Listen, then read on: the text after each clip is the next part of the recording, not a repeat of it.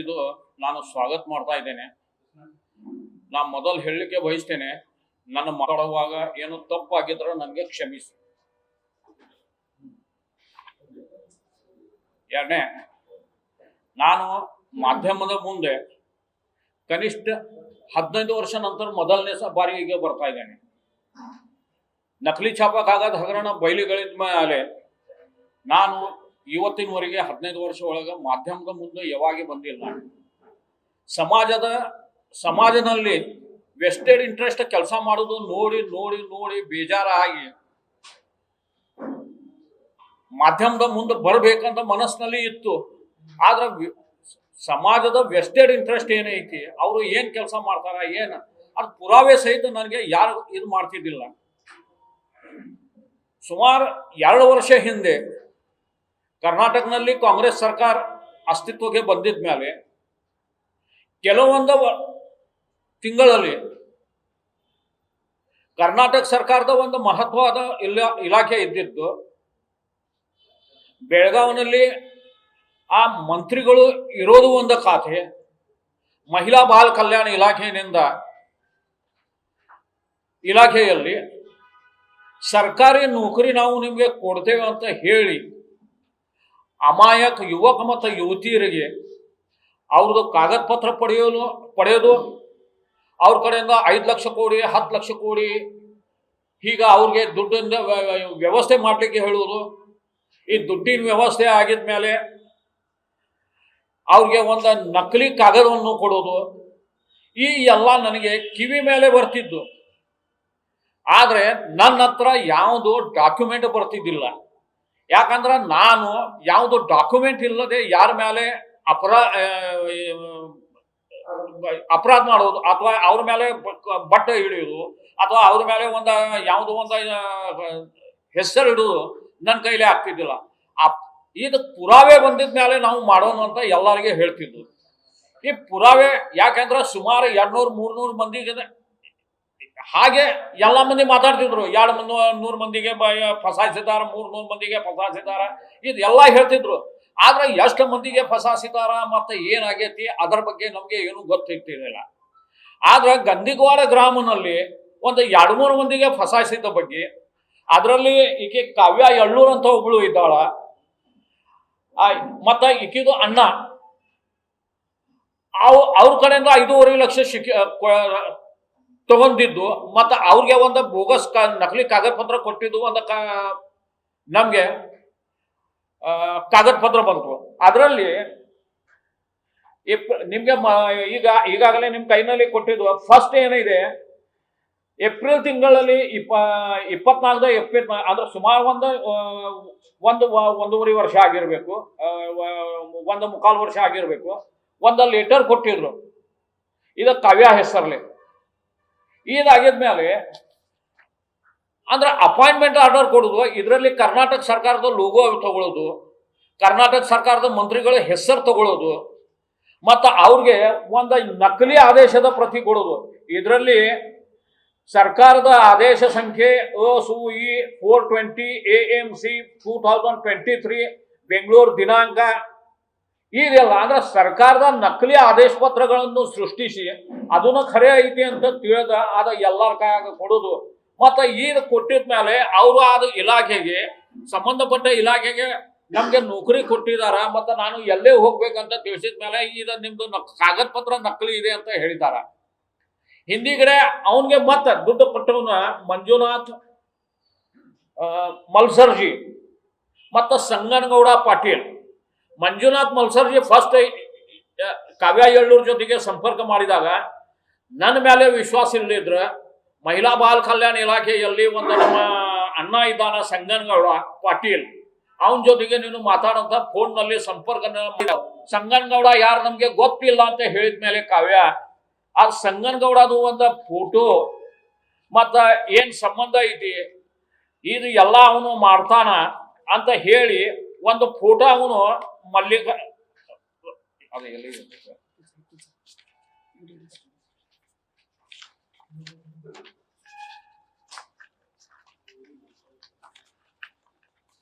ಅದು ಸಂಗನಗೌಡದು ಫೋಟೋ ನಾವು ಮಂಜುನಾಥ್ ತೋರಿಸಿದಾಗ ನೋಡಿ.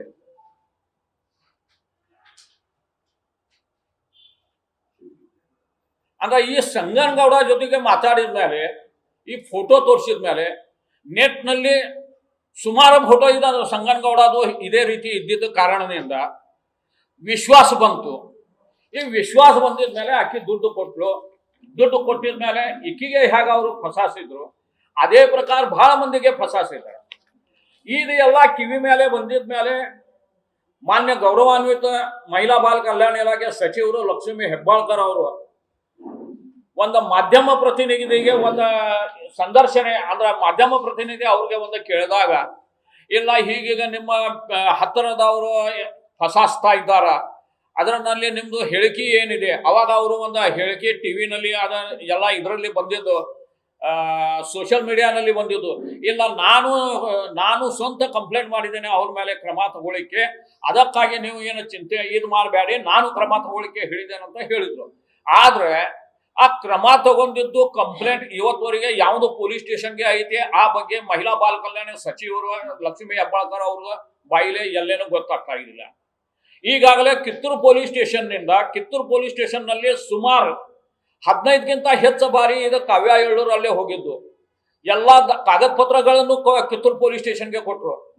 ಹಾಗೆ ನೋಡಕ್ ಹೋದ್ರೆ ಕಾವ್ಯ ಎಳ್ಳೂರು ಇರೋದು ಗಂದಿಗವಾಡ ಇದ್ದಿದ್ದ ಕಾರಣದಿಂದ ಕಾವ್ಯ ಎಳ್ಳೂರ್ದು ಅಪರಾಧ ಮಾಡಿದ್ದು ಏನ್ ಇದ್ದೆ ಅಂದ್ರೆ ಕಾವ್ಯ ಎಳ್ಳೂರ್ ಆ ಮಂಜುನಾಥ್ಗೆ ದುಡ್ಡು ಕೊಟ್ಟಿದ್ದ ಅವ್ರ ಮನಿನಲ್ಲಿ ಗಂದಿಗವಾಡ್ನಲ್ಲಿ.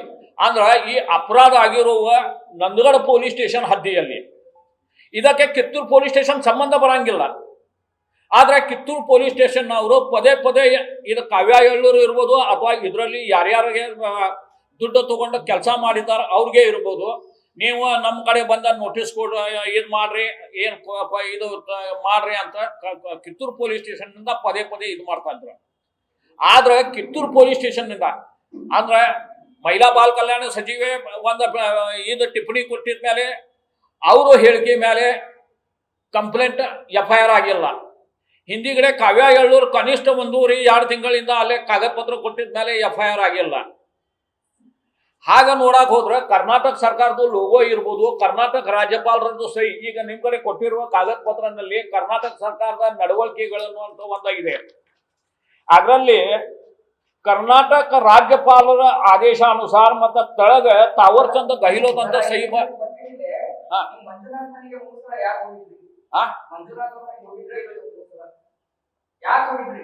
ಒಂದ ನಿಮಿಷ ಎಲ್ಲ ಇದು ಮುಗಿಯಲಿ, ಹಿಂದಿಗಡೆ ಕೇಳಿ. ಇಲ್ಲ ಒಂದ ನಿಮಿಷ ಇದು ಮೊದಲ್ ಮುಗಿಯಲಿ, ಎಲ್ಲ ಹೇಳ್ತೇನೆ, ಏನಾಗಿದ್ದು ಎಲ್ಲ ಹೇಳ್ತೇವೆ. ಇದ್ರಲ್ಲಿ ನೀವು ತಾವರ್ಚಂದ್ ಗೆಹ್ಲೋಟ್ ಅವರ ಹೆಸರನ್ನು ನೋಡ್ಬೋದು. ಅಂದ್ರೆ ಮೊದಲ ಮಹಿಳಾ ಬಾಲ ಕಲ್ಯಾಣ ಸಚಿವೆ ಅವ್ರದ್ದು ಬಂದ ಸಹಿ ಇದ್ದಿದ್ದು ಕಾಗದ ಪತ್ರ ಇರ್ಬೋದು, ತಾವರ್ಚಂದ್ ಗೆಹ್ಲೋಟ್ ಇವರು ಮಾಡಿರುವ ಕಾಗದ ಪತ್ರ. ಮತ್ತೆ ಇದರಲ್ಲಿ ಎಲ್ಲಾ ನೀವು ಆದೇಶ ನೋಡಿದ್ರೆ 429 ಐತೆ. ಅಂದ್ರ ನಕಲಿ ಆದೇಶ ಪಾಸ್. ಮತ್ತೆ ಇಲ್ಲೇ ನೋಡಿ, ಇದು ಕರ್ನಾಟಕ ಸರ್ಕಾರದ ಲೋಗೋ ಯೂಸ್ ಮಾಡೋದು ರಾಜ್ಯಪಾಲರ. ಅಂದ್ರ ಖರೆ ಅಂದ್ರ ಇದೆಲ್ಲ ಕಾಗದ ಪತ್ರ ಪೊಲೀಸರು ಕೈಯಾಗ ಮುಟ್ಟಿದ ಮೇಲೆ ಅವರು ಸುಮೋಟೋ ಆಕ್ಷನ್ ತಗೊಂಡು FIR ರಿಜಿಸ್ಟರ್ ಮಾಡಬೇಕಾಗಿತ್ತು.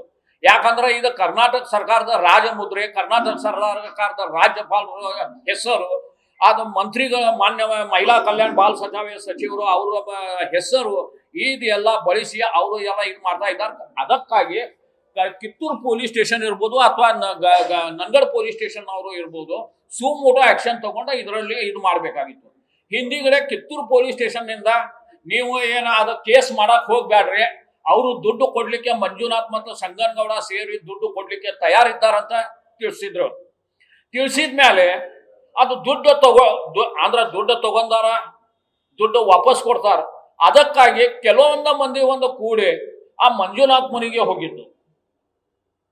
ದುಡ್ಡು ವಾಪಸ್ ಕೊಟ್ರೆ ಕೇಸ್ ಯಾಕೆ ಮಾಡೋದು, ಇದು ಮಾಡೋದು, ಯಾಕಂದ್ರೆ ಯಾವುದೋ ಒಂದು ಪ್ರೆಷರ್ನಿಂದ ಇದು ಕೇಸ್ ರಿಜಿಸ್ಟರ್ ಆಗಿದ್ಮೇಲೆ ಎಲ್ಲರಿಗೆ ತಾಪತ್ರ ಆಗ್ಯದು. ಇದು ಕಾರಣದಿಂದ ಅವರು ಒಂದು ವಿಚಾರ ಮಾಡಿ ಪೊಲೀಸರನಿಂದ ಇದು ಬಂದಿದ್ದು, ಪ್ರಪೋಸಲ್ ಬಂದಿದ್ದು.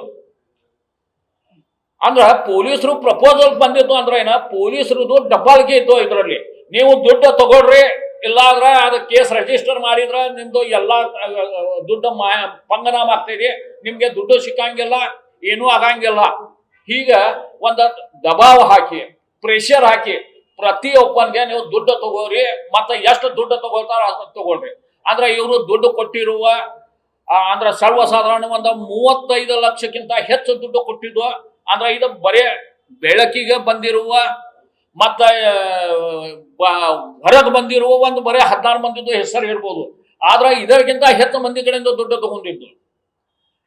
ಇದು ಬೆಳಕಿಗೆ ಬಂದಿದ್ದು 16 ಮಂದಿ ಕಡೆಯಿಂದ. ಮತ್ತು ಪೊಲೀಸರು ದಬಾವ್ ಹಾಕಿದ್ಮೇಲೆ, ಪ್ರೆಷರ್ ಆಗಿದ್ಮೇಲೆ ಆ ಮಂಜುನಾಥ್ ಮನೆಗೆ ಇವರು ಕೆಲವೊಂದು ಮಂದಿ ಹೋಗಿ ಕೂಡಿ ಅದ್ ಕೇಳಿದ್ರ ಇಲ್ಲ ಹಿಂದಿಗಡೆ ಮೊದಲು ಅವರು ಹೇಳಿದ್ರು 34 ಲಕ್ಷ ನಾವು ನಮ್ದು ಕೊಡ್ತೇವೆ, ಇದು ಮಾಡ್ತೇವೆ. ಹಿಂದಿಗಡೆ ಮತ್ತೆ ಪೊಲೀಸರ ದಬಾವಣೆಯಿಂದ ಪೊಲೀಸ್ ಸ್ಟೇಷನ್ ನಲ್ಲಿ ಹೋಗಿ ಪೊಲೀಸರು ಇದರಲ್ಲಿ ದಬಾವ್ ಹಾಕಿ ಯಾರ್ಯಾರು ದುಡ್ಡು ಕೊಟ್ಟಿದಾರ ಅವ್ರಿಗೆ 75% ಅವ್ರ ಅಕೌಂಟ್ಗೆ ಹಾಕ್ತೇವೆ, ಮತ್ತ 25% ಕ್ಯಾಶ್ ತಗೊಂಡೇವೆ ಅಂತ ಬರತ್ ತಗೊಂಡಾರ ಬಾಂಡ್ ಪೇಪರ್ ನಲ್ಲಿ. ಆದ್ರ ಅದು 25% ಕ್ಯಾಶ್ ಯಾರಿಗೆ ಸಿಕ್ಕಿಲ್ಲ.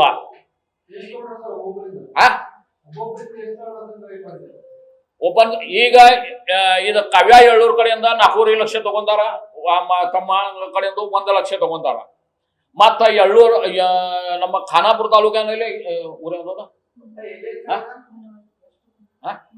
3.5 ಲಕ್ಷ.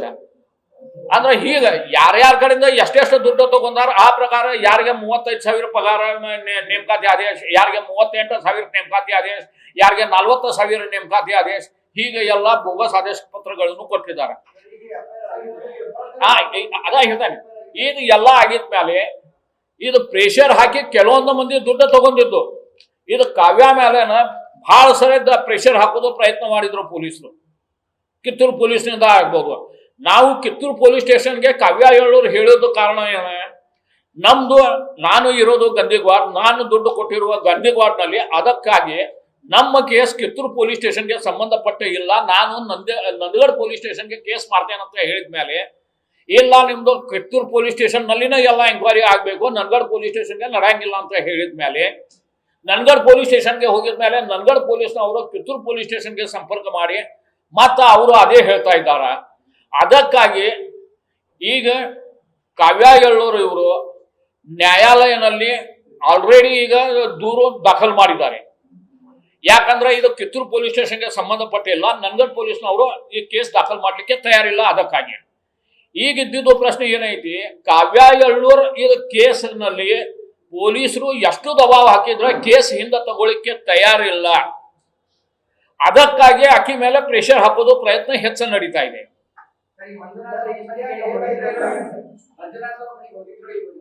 ಹೋಗಿದ್ದೇನಂತ ಹೇಳ್ದೇನಲ್ಲ, ಅದ 34 ಹೇಳ್ದೇನಲ್ಲ, ಈಗಾಗಲೇ ಹೇಳಿದ್ದೇನಲ್ಲ 30 ಲಕ್ಷ ಏನ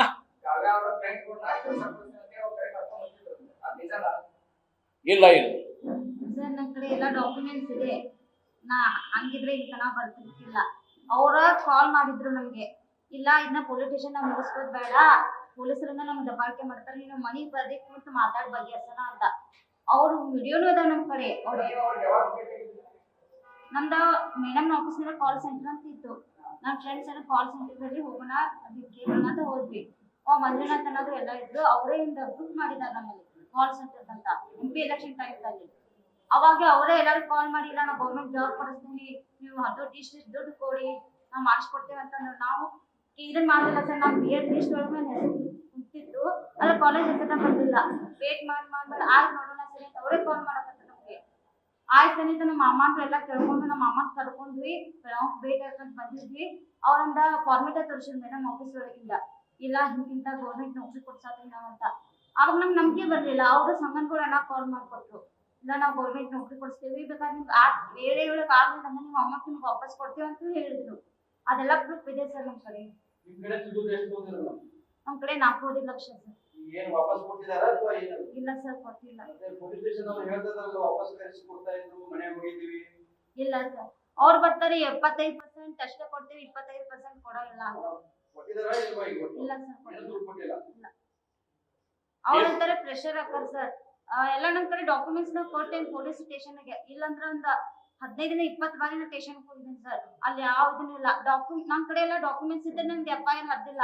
ಯಾರ ಕಡೆ ಡಾಕ್ಯುಮೆಂಟ್ಸ್ ಇರುತ್ತೆ FIR ಹೆಂಗ್ ಹದ್ದಿ ಸರ್? ನಮ್ದೇ ನಂದಗಡ್ ಸ್ಟೇಷನ್ಗೆ ಹೋದ್ರೆ FIR ತಗೊಳಿಲ್ಲ ಇವರು.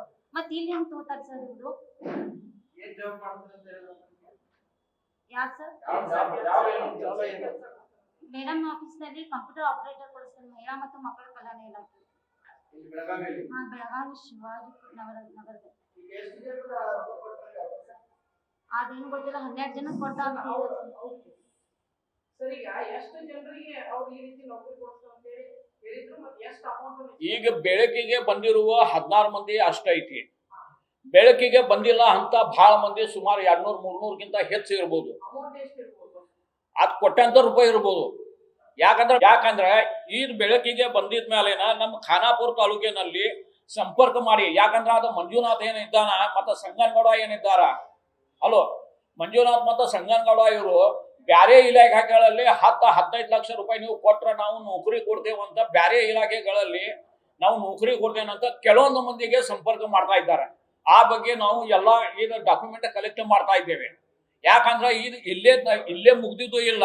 ಅದಕ್ಕಾಗಿ ಮಹಿಳಾ ಬಾಲ ಕಲ್ಯಾಣ ಇಲಾಖೆಯಿಂದ ಹೆಸರು ಇದು ಮಾಡಿ ಇವರು ಏನ್ ಮಾಡ್ತಾ ಇದ್ದಾರೆ, ಅದಕ್ಕಾಗಿ ಮಹಿಳಾ ಬಾಲ ಕಲ್ಯಾಣ ಇಲಾಖೆ ಸಚಿವರು ಇವರು ಏನ್ ಮಾಡ್ತಾ ಇದ್ದಾರೆ, ಇವ್ರ ಮೇಲೆ ಒಂದು ಕಠಿಣ ಕ್ರಮ ಮಾಡಿ ಇವ್ರದ್ದು ಎಲ್ಲಾ ದಂಧೆಗಳನ್ನು ಬಂದ್ ಮಾಡ್ಲಿಕ್ಕೆ ಒಂದು ಸ್ವತಃ ಲಕ್ಷ್ಯ ಹಾಕಿ ಇದು ಮಾಡಬೇಕು.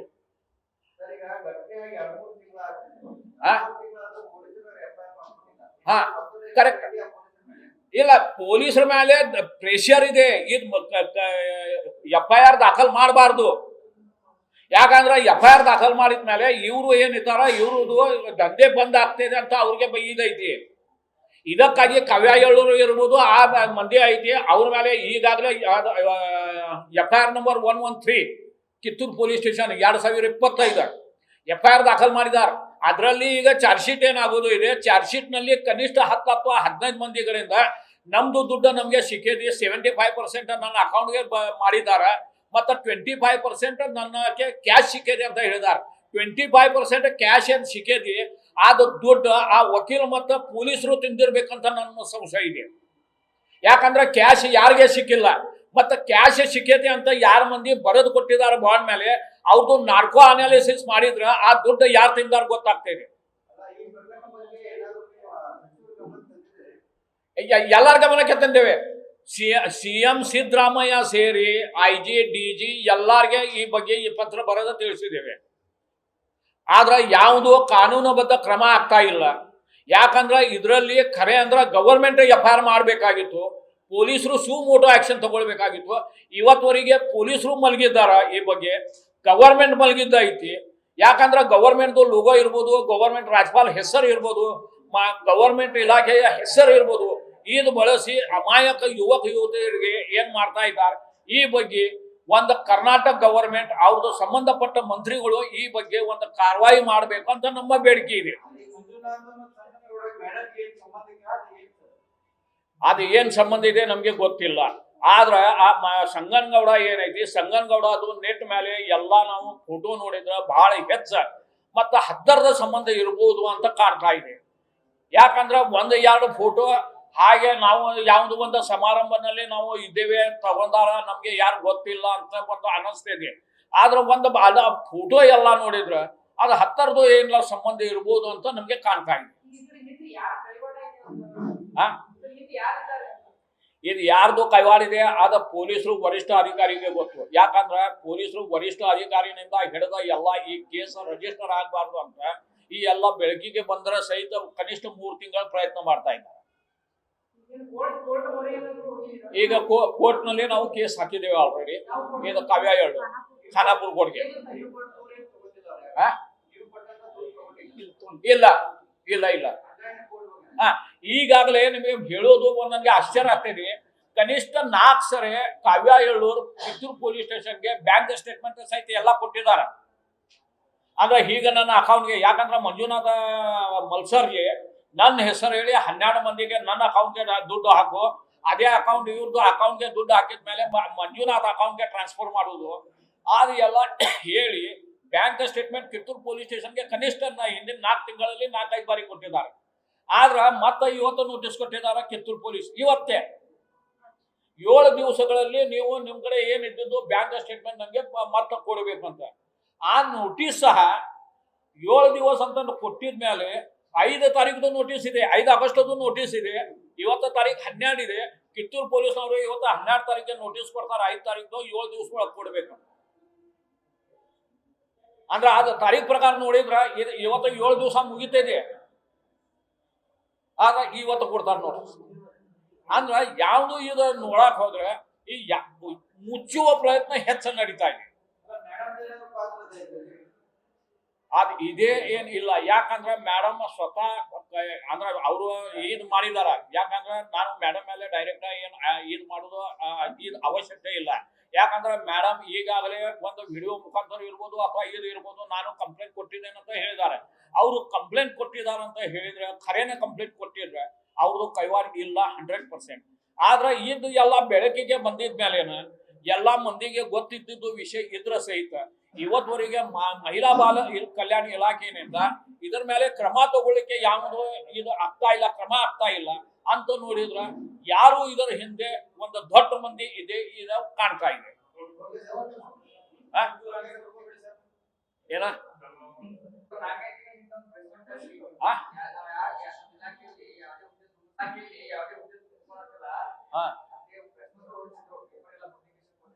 ಪೇಪರ್ಗೆ ನೋಡಿ ಇವತ್ತು ಸಹ ನಾ ಏನ್ ಹೇಳಿದ್ದೇನೆ, ಈ ಎಲ್ಲಾ ಬೆಳಕಿಗೆ ಬಂದಿದ್ಮೇಲೆ ಅದೇ ಮಂಜುನಾಥ್, ಅದೇ ಸಂಗನಗೌಡ, ಪಾಠ ಬಂದಾರ ಇಲಾಖೆ ಯಾವನು ಇಲಾಖೆ ಅದ ಮಹಿಳಾ ಮತ್ತು ಬಾಲ ಕಲ್ಯಾಣ ಇಲಾಖೆ ಮತ್ತೆ ಇದು ಇಂಜಿನಿಯರಿಂಗ್ ಇಲಾಖೆ ಇದು ಪಾಠ ಬಂದಾರ ಇಲಾಖೆ ಅಂತ ಹೇಳೋ ಮರಾಠಿನಲ್ಲಿ ಅದರಲ್ಲಿ ಇದು ಕೊಡ್ತೇವಂತ ಆಲ್ರೆಡಿ ಸಂಪರ್ಕ ಹೊಂದಿದ್ದಾರೆ.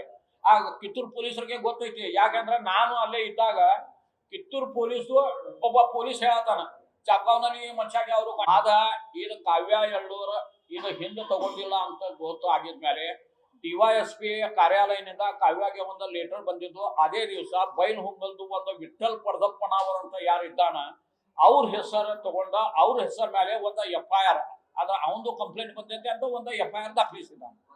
ಒಂದು ಯಾಕಂದ್ರೆ 16 ಮಂದಿಗೆ ಫಸಾಸಿದಾರ. ಅದ್ರ ಬಗ್ಗೆ 16 ಮಂದಿ ಯಾವ ಪೊಲೀಸ್ ಸ್ಟೇಷನ್ ಹದ್ದಿ ಒಳಗೆ ಇರ್ತಾರ ಅಲ್ಲೇ ಆದ FIR ಆಗ್ಬೇಕಾಗಿತ್ತು.